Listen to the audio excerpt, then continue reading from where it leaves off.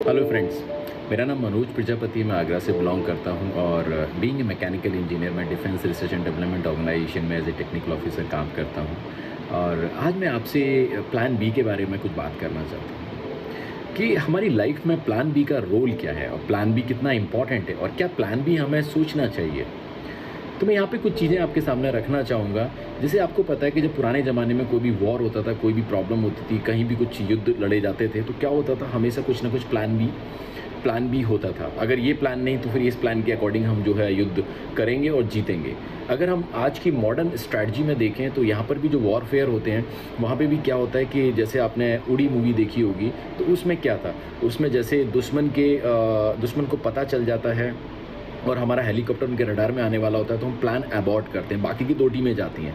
लेकिन जो तीसरी टीम को रोका जाता है वो फिर क्या करती है, प्लान बी क्या है, जहाँ से आतंकवादी हमारे सुरंग के जरिए आते थे उसके जरिए हम अंदर जाएंगे और हम अपना ऑपरेशन कंप्लीट करेंगे। इन सब चीज़ों को अगर हम देखें तो कहीं ना कहीं हमें समझ में आता है कि plan B is very important. इसी तरीके से हम लोग भी अपनी लाइफ में प्लान बी करते हैं। प्लान बी क्या करते हैं, हम कहीं ना कहीं कुछ काम कर रहे होते हैं, उससे कुछ अर्निंग कर रहे होते हैं और फिर हम इन्वेस्टमेंट करते हैं। Investment is one kind of plan B for the futuristic requirement, isn't? Yes और नो? यहाँ पे मैं आपके साथ एक स्टोरी शेयर करना चाहूँगा, आपको शायद उस स्टोरी से और बेहतर क्लियर होगा। एक बहुत ही सभ्य परिवार, बहुत ही वेल्दी परिवार गुड़गांव में जो है अपनी ज़िंदगी को बहुत अच्छे से गुजर बसर कर रहा था। उसमें 2 बच्चे थे, उसमें जो है मम्मी पापा थे, हस्बैंड थे, वाइफ थे, एक बहुत अच्छी एक खूबसूरत फैमिली। और जो हस्बैंड थे वो एक कंस्ट्रक्शन कंपनी में एक बहुत अच्छे लेवल पे काम कर रहे थे और बहुत अच्छा पैसा कमा रहे थे और बहुत अच्छा घर था, करोड़ों की कोठी थी, नौकर चाकर थे, बच्चे best of the best school में पढ़ रहे थे और जो उनकी वाइफ थी वो भी वेल एजुकेटेड थी, जो घर बहुत अच्छे से संभालती है। सब कुछ बहुत शानदार तरीके से चल रहा था, एकदम ड्रीम लाइफ चल रही थी। और आप जानते हैं कि ज़िंदगी कभी भी एक जैसी नहीं रहती है। उनकी ज़िंदगी में एक हादसा होता है, उस हादसे में उनके पति काफ़ी ज़्यादा इंजर्ड हो जाते हैं और कई सारी सर्जरी से उनको गुजरना पड़ता है, जिसकी वजह से उनको बहुत सारा फाइनेंशियल लॉस होता है। और जब हमारे साथ ये चैलेंज आता है तो हम जहाँ जॉब कर रहे होते हैं वहाँ से हमें कोई फाइनेंशियल हेल्प नहीं हो पाती है और कहीं ना कहीं हमारी जॉब भी कंटिन्यू होती है। तो इस तरह से महीने दर महीने गुजरते गए और हालात बद से बदतर होते गए। उस हालात में जो घर की जो वाइफ थी उन्होंने अब उनको समझ में आ गया कि अब मेरी मजबूरी है, मुझे कुछ ना कुछ करना पड़ेगा, नहीं तो मैं मेरे परिवार को बचा नहीं पाऊंगी।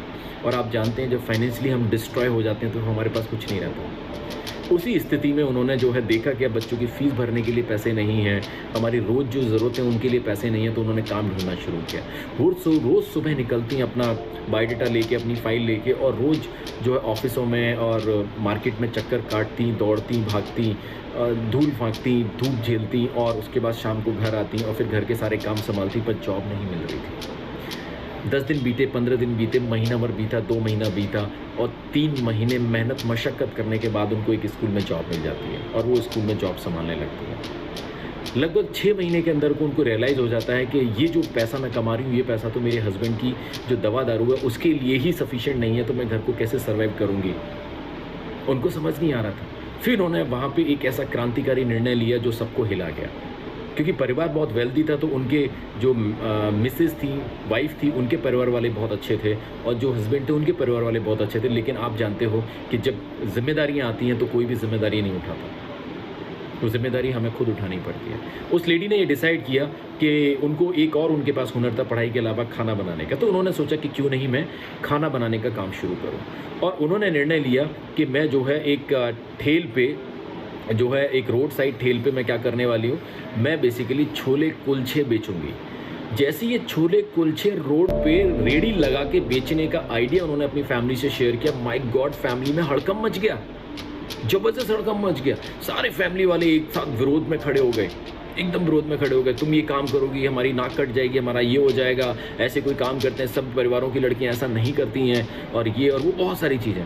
पर उन्होंने एक ही चीज़ बोली, मेरे पास इसके अलावा करने के लिए कोई रास्ता नहीं है और मेरे बच्चों की और मेरी वाइफ की मेरे हस्बैंड की जिम्मेदारी उठाने के लिए मेरे पास कोई नहीं है, ये मुझे करना होगा। और उन्होंने परिवार के विरोध के बीच में ये काम किया और उन्होंने एक जो भी थोड़ा बहुत जमा पूंजी थी, बची थी, उससे एक ठेला लगाया, उस पर उन्होंने जो है छोले कुलचे बेचना शुरू किया। सफ़र आसान नहीं था माय डियर फ्रेंड, बिल्कुल भी आसान नहीं था। और लोगों को भी जो उनके रिश्तेदार थे, उनके फ्रेंड्स थे, उनको भी ये लगा कि कहीं ना कहीं क्या करना है, ठीक है ये इसको तजुर्बा नहीं है, इसको अनुभव नहीं है, इसको पता नहीं है और जल्दी थक के ये बंद कर देगी, तो ये समस्या ख़त्म हो जाएगी कि हमारे घर की सभ्य बहू जो है, पढ़ी लिखी समाज की बहू इस तरीके से छोले कुलचे बेच रही है।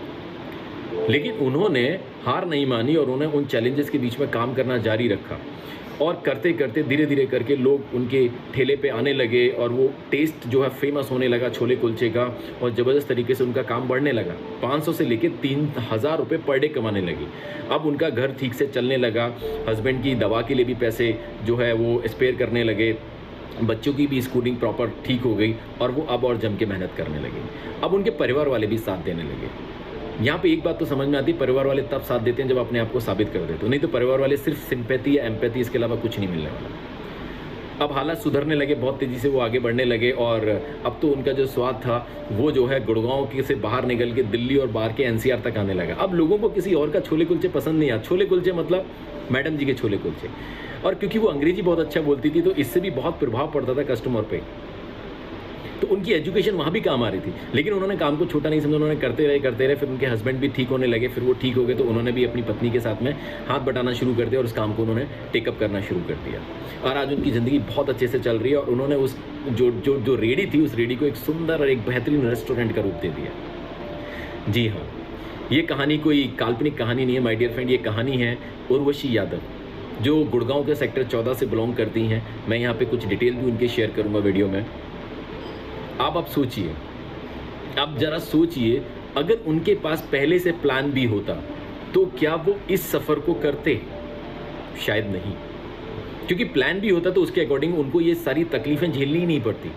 अगर कोई उनके पास प्लान भी होता और ऐसा प्लान भी उस समय वो एग्जीक्यूट कर रहे होते जिस समय उनके हस्बैंड की बहुत अच्छी जॉब थी, जिस समय सब कुछ बहुत बढ़िया चल रहा था, अगर उस समय उन्होंने इस तरीके के आइडिया पे काम किया होता तो ये चैलेंज नहीं होता, वो तकलीफ़ें नहीं होती जो झेली उन्होंने, वो सारी परेशानियां नहीं होती और काम आज बहुत बड़ा हो चुका होता।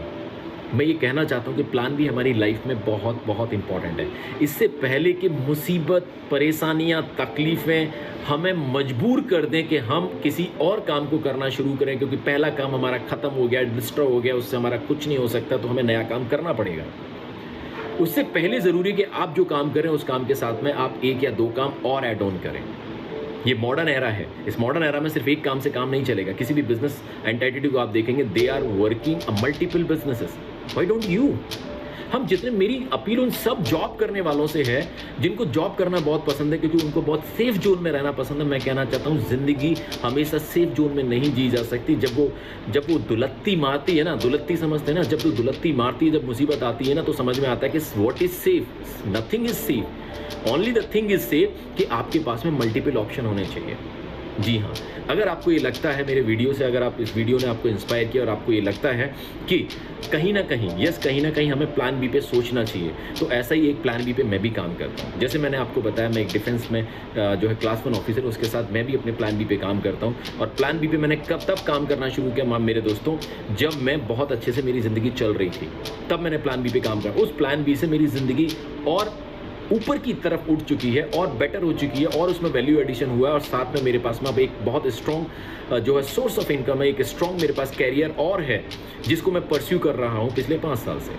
और इस कैरियर को कोई भी व्यक्ति परस्यू कर सकता है, चाहे वो स्टूडेंट है, चाहे वो जॉब उसका चला गया, चाहे वो जॉब में है, चाहे वो किसी ट्रेडिशनल बिजनेस में है, चाहे वो हाउस वाइफ है, चाहे वो वर्किंग वूमेन है, आप कुछ भी करते हो, कुछ भी करते हो। अगर आप एक अल्टरनेट सोर्स ऑफ इनकम या अल्टरनेट आप प्लान बी की तरफ अगर आप सोचना चाहते हो, तो I am the right person to whom you can connect. आपको इस वीडियो में मेरे लिंक्स मिल जाएंगे, मेरे नंबर्स मिल जाएंगे। और हाँ, अभी तक अगर आपने इस यूट्यूब चैनल को अगर सब्सक्राइब नहीं किया है तो आप इसको सब्सक्राइब कर दें, बेल आइकन दबा दें, जिससे हर लेटेस्ट इन्फॉर्मेशन आप तक पहुंचती रहे। और मैं अपने अनुभव इसी तरीके से आपके साथ शेयर करता रहूँगा। और मेरी कोशिश ये है कि मेरे यूट्यूब चैनल से हर हाल में बहुत सारे लोगों की ज़िंदगी में वैल्यू एडिशन